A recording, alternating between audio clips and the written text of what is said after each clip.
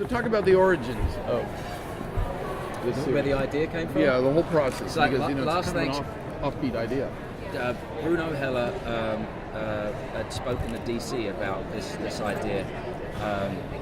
The origins go back even further than that, but basically he sat me down on Thanksgiving, which was the only time we had, and he gave me the pitch basically, which was to go back in time in Gotham and meet the only honest cop left. And it was great because it was the conversation we had was about, in 20 years' time, what will make a city like this need a masked vigilante to save it, and why would the villains be so outrageous? So we start from that foundation. We had a long way to go, and then we start to, Jeff Johns at DC Comics allowed us to go in, and we talked about origins of characters, who had them and who didn't, and we were amazed at how many didn't have them. So that enthused us. So I mean, obviously you've done a lot of other kind of like release shows. Obviously you've got a huge experience with that. I mean, I guess that must have been obviously useful with Gotham. What's nice about, I spent a lot of time doing that.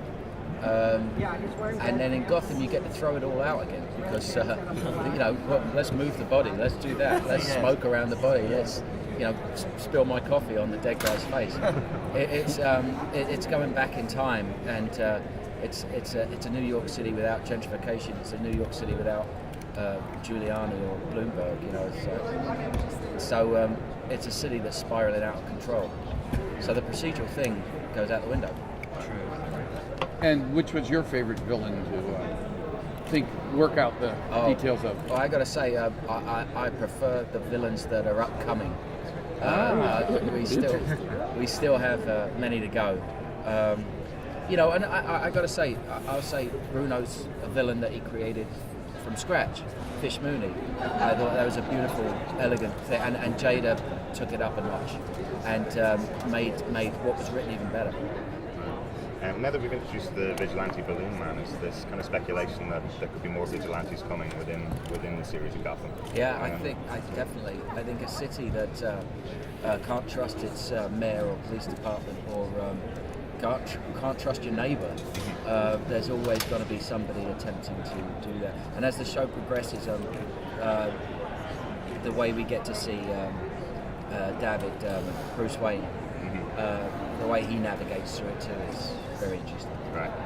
Can we see any of the existing cast taking on a vigilante mantle? Will there be a Montoya? I could not tell you that. Do you plan on exploring any of the supernatural elements in the DC universe? No, we're very feet on the ground here. I think, who knows, who's to say where a series goes in the end, but for now we're very happy with the fact that it's very grounded. Even though Gotham is a crazy, slightly theatrical world, I'd like to think that it's all very credible. So for now, we're just going to stick with that. Okay. Did you?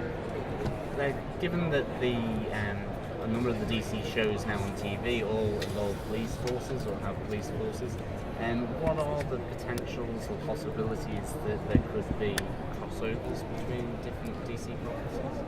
Very interesting. Again, I don't know. I mean, it's right now. I think whatever exists on air is apples and oranges. Tonally, it's a different. It would be a big tonal shift. But I'm God. In the first season of a show, as long as we keep building the reality of that situation and we keep honouring the great legacy of work, then I'll be happy with that. Season 2 will start again.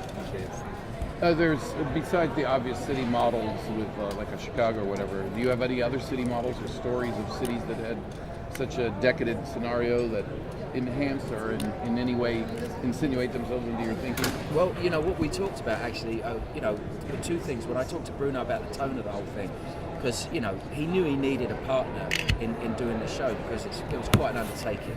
And I talked about not just New York in the 70s, I actually talked about Dickensian England, which he really, Bruno's one of the best well-read writers I've ever worked with. And we talked about Dickensian London and the haves and the have-nots, and that's something that really plays into it. We talked about grim fairy tales. And I talked about westerns also, in that a western town was a great way to tell moral stories. but just put a slight. It's easier to digest moral stories when they're played out in a neutral town. Do you know what I mean? And that was why westerns throughout the 50s, 60s, and 70s in America were always incredibly popular, because a contemporary moral story is easier to play out in a nondescript town.